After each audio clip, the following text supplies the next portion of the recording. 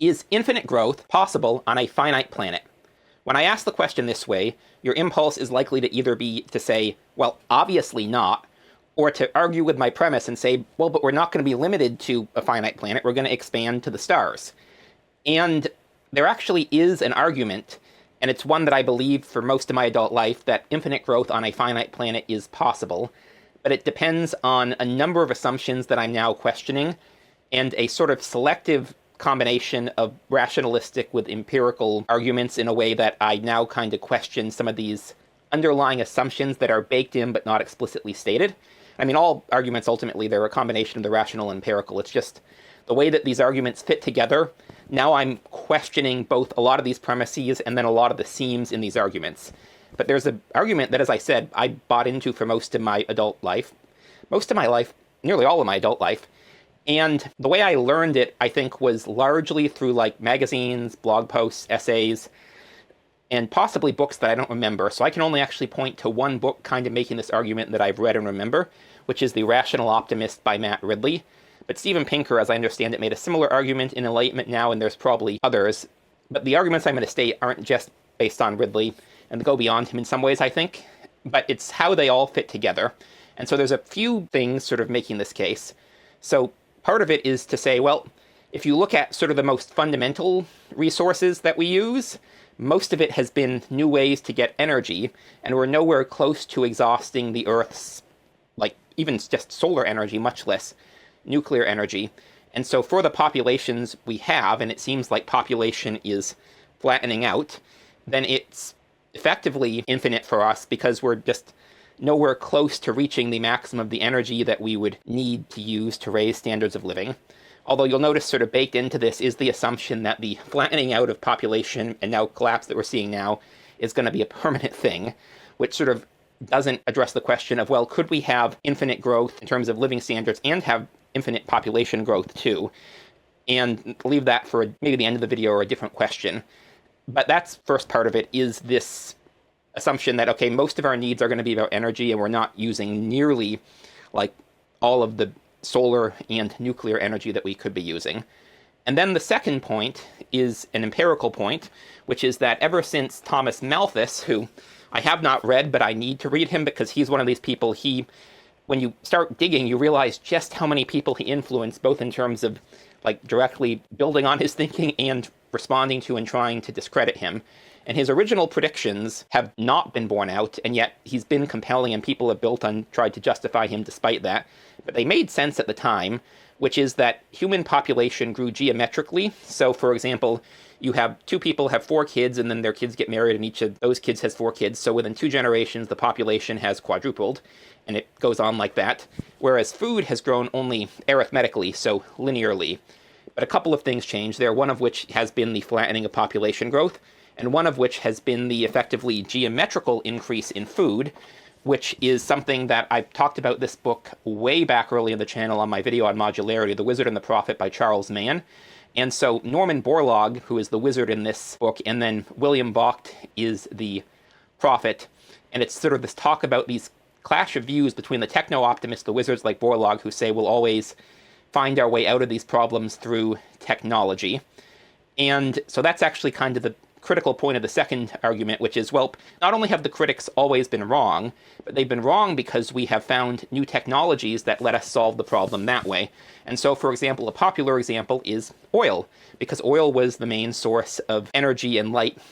And whales, they're technically a renewable resource, but they're slow breeding, and we were harvesting them on an industrial scale, and we nearly wiped out a lot of, especially the bigger species. And then we found petroleum-based oil, and we used that instead. And of course, also, like, we've been predicting peak petroleum for a while, but we keep finding new petroleum resources. And meanwhile, we're starting to shift to other energy sources, especially cheap solar. So on paper, like, we're just finding new ways of energy, and so far that has worked out for us. So that second argument is basically looking at the predictions of the pessimists so far have been proven wrong, and they've been proven wrong because we've always come up with new technological solutions to these problems. And then the third point is that we could have, instead of an increase in quantity, we could start to have an increase in quality and technologies that make stuff better quality as opposed to quantity, which that is the one that I think should be most obvious why that is wrong, which is just that that is not what has happened.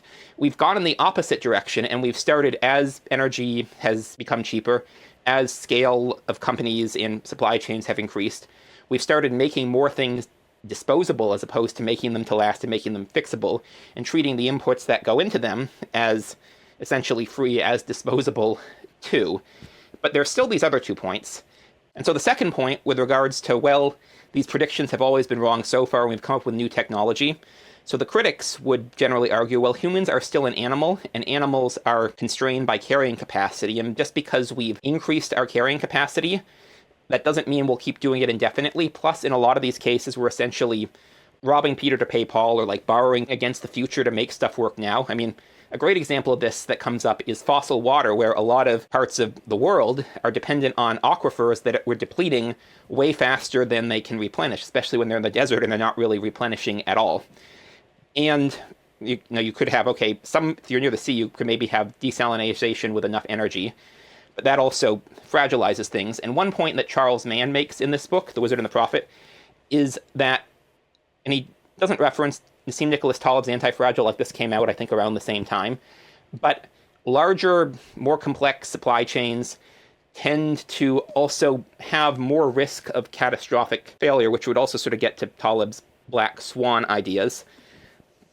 But anyways, so basically the problem with the second premise is just because it's always worked so far doesn't mean it will keep working. As Taleb talks about in Anti-Fragile, every day that goes by, the turkey becomes more convinced the farmer is its friend, right up until Thanksgiving comes along. And likewise, we're going to keep outsmarting carrying capacity issues through technology right until it stops working. And one of the things that really has me concerned here is, as if you watch the channel, I'm a critic of like the degree of scale and complexity that we have and sort of the emergent effects from that. And of course, there's another famous critic of that, Ted Kaczynski, who you don't know who that is. You can look him up. I don't know how YouTube would react to me naming his alias, but he drew a distinction between small-scale technology, like the wheel, for example, or improved plows, and organization-dependent technology. And that was like a pretty strict dichotomy for him, because he is convinced that you're going to have... And so his most famous essay, Kaczynski's most famous essay, Industrial Society and Its Future, is included in this book, which has basically all of his writings except for the Anti-Tech Revolution, which I read the first chapter. I do that with a lot of nonfiction books, and I mean to read it, but I haven't yet. However, anyways, so he draws this distinction between the small-scale technology, which he is in favor of, and these organization-dependent technologies. And essentially his criticism is that you're building institutions that we can't understand or control and will eventually collapse on us, which has been paralleled in similar arguments made by Friedrich Hayek and Michael Polanyi, both of whom I've talked about in this channel. And I'm actually planning on giving a Nerd Nights talk on this sort of related topic to this in Houston in November, I think it is. So it's a ways off. But anyways, so you have these organization-dependent technologies depend on having sort of these functional mass organizations and supply chains. And it's worked so far. In fact, it's gotten more and more complex so far. But that doesn't mean that it will keep happening. And I feel like a lot of what we're seeing is already the strains, because we're borrowing against like communities and the values that we've built and like social trust. And we're borrowing against ecosystems as well, would be the argument of a lot of these critics of the idea of infinite growth on a finite planet. And that brings me to, this is something Wendell Berry talks about a lot. And in one of his essays, I believe it was an argument for diversity, he is talking about how like he wants to get us back to like a less complex and like resource intensive life, but it's also hard. And of course, one example he brings up is like if you're in a rural area, you need cars to get around, because now rural houses with cars are built further apart. And it's interesting because I come from New England, and like a farm town in New England, and near my house that I grew up in, my childhood home, which is a newer development, there was an older, much older, like hundreds of years old settlement. And what you see is you have all these farmhouses clustered close together, and then the fields go back, and then there's a gap, and there's another cluster of farmhouses in one area and another in another. And so that was sort of how we built houses before cars, but now we space houses out more. And so it's hard, like Barry acknowledges, it is hard to go back and hard to figure out. Like the Amish, the way they live, avoiding adopting these technologies in the first place is one thing, but the Amish also have a very high rate of defection from their culture, which is something I'll talk about in another video. And then there's also, I want to talk about Donella Meadows, who I've mentioned this book, again, a really early video, I'm not sure which one, because I read this book because some YouTube channel was talking about, this is the video that like all the corporate people that they meet talk about and rave about. And it's basically explaining for people who think the normal way how to think, or part of how to think the way I do, which I've described as being upside down and outside in. And so that was, initially I was like, well, I know all of this. Then I'm like, okay, this is actually telling me that Meadows is aware that most people sort of think in the reverse, and I can sort of reverse engineer. But anyways, she was pioneer of systems theory, which this book was circulated as a Word document before it was finally published, I think after her death. And then she was also one of the authors of The Limits to Growth, which was made one of these Malthusian predictions, which again didn't come true, but the underlying arguments, like we're destroying ecosystems, we are exhausting like social trust that we've built and virtues that we've sort of habits that we've built and undermining them. We're destroying communities that had Jane Jacobs, which I didn't pull Life and Death. I haven't read her. I want to read her book, The Life and Something of a Great American Cities, but the version that I got has tiny text, and it seems like they all have, so I kind of put it off because of that. And we have, again, James Lovelock in his book Gaia. He sort of argues that the Earth is generally a homeostatic system, and so we worry too much about things like pesticides, which ecosystems are good at taking care of, and not enough about things like complete destruction of ecosystems, and especially like global warming on a scale at a rate that the Earth has not seen and may not be able to sort of homeostatically adapt to. And he's sort of sounded the alarm more in later books that I haven't read. I only read this one. And you also have this book by Tim Flannery, The Future Eaters, and this argument basically, so Australia, he talks about the ecosystem, because you know Australia now as a desert, but like archaeological and paleontological evidence suggests that Australia was not at one point nearly as dry as it is now. And part of what happened is that the old plant communities were replaced by plants that tend to burn and need fire to reproduce. I think sclerophilic is the term for that, but don't have to double check. But anyways, and it seems to be because when the first people came to Australia, they started using fire as an ecosystem management tool. And so it ended up replacing these more diverse ecosystems with ones that are dominated by eucalyptus. And then eventually the inhabitants found a modus vivendi with the ecosystem. And then along came the Europeans, who destroyed a lot of the ecosystems that were left, especially the big thicket in southern Queensland and northeastern New South Wales. And so the carrying capacity of Australia, he argues, was kind of permanently reduced by this early human engineering and then the later colonial engineering, especially when the early human engineering, I think, lost some topsoil, which is something that Wendell Berry talks about a lot too. And I've also been thinking about, so like I made a video defending Jared Diamond's Guns, Germs, and Steel, but I also sort of tried to cooperate with the people who were critical and sort of meet them halfway by saying, okay, but Collapse was a bad book. And really, I was basing this on one chapter, which was the chapter on Haiti and the Dominican Republic, where he says that the elites of Haiti made a decision to focus on export-based plantation agriculture and cash crops because they were envious of France's elites.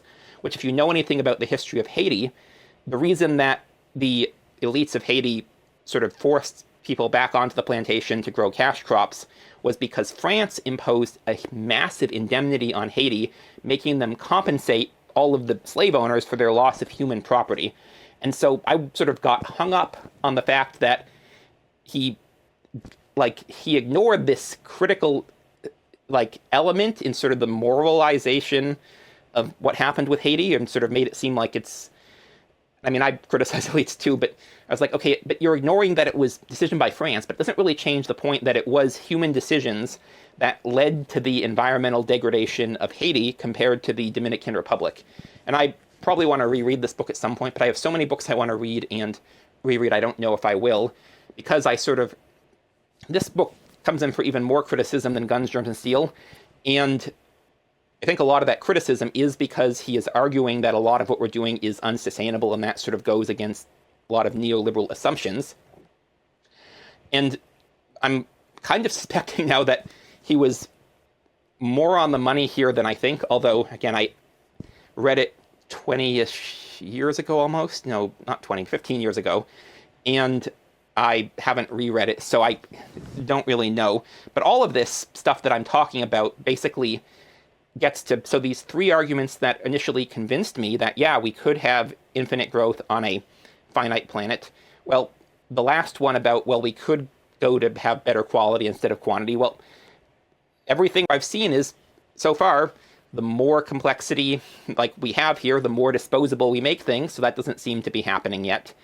And the second one, which is that, okay, all these predictions have been proven wrong and we've come up with new technology, and it's, okay, well, that works until it doesn't.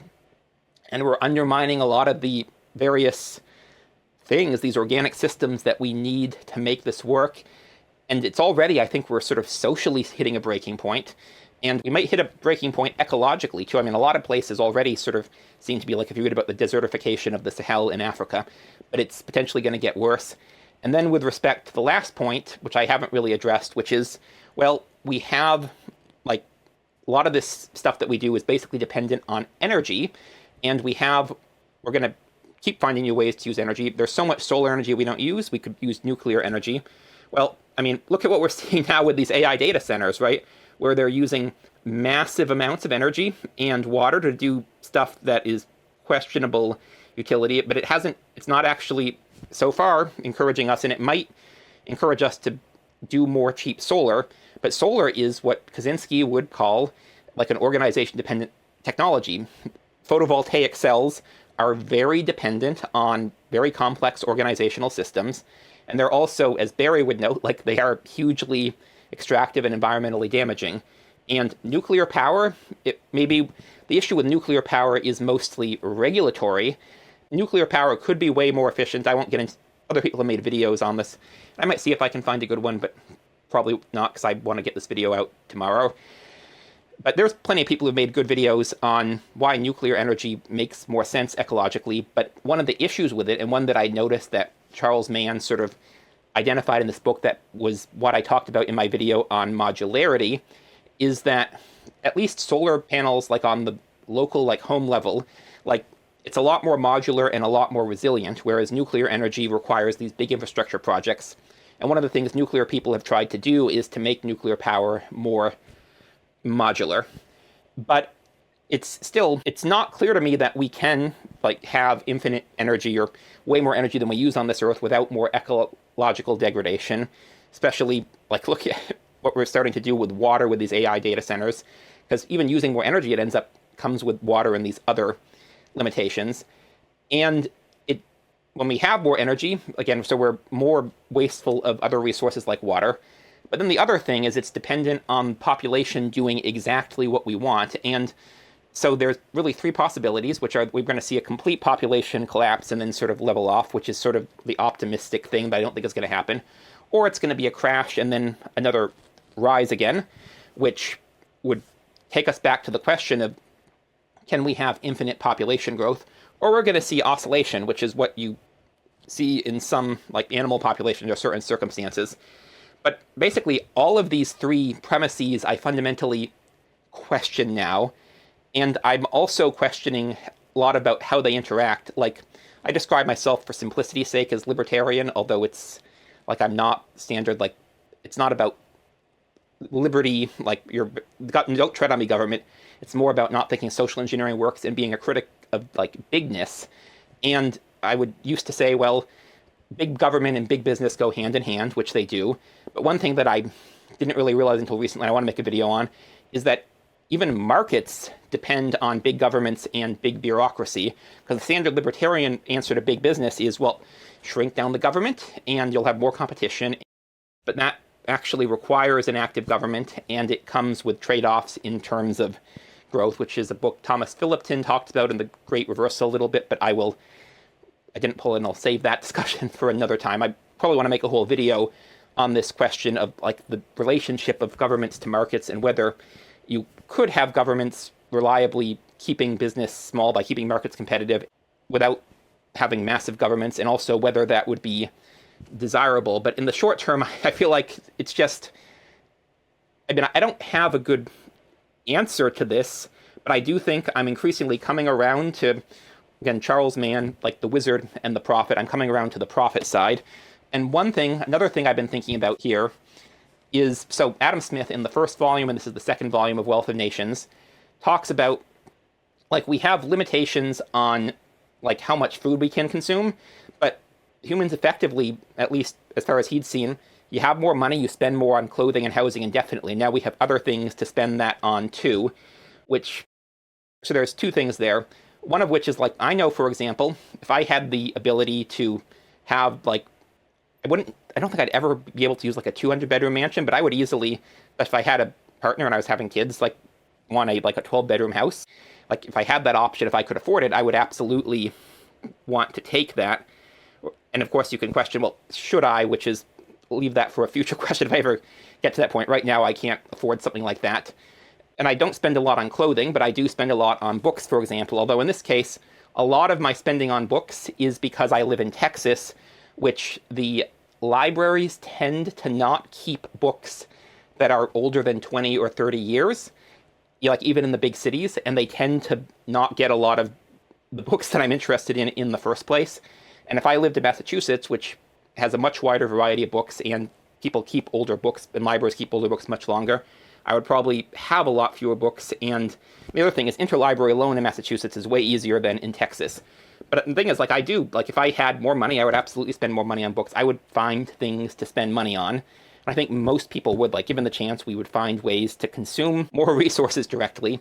And then there's also the status element, which I made a video about Cory Doctorow, Down and Out of the Magic Kingdom. About even if we could solve scarcity, you'd still have people competing over status, which is always positional.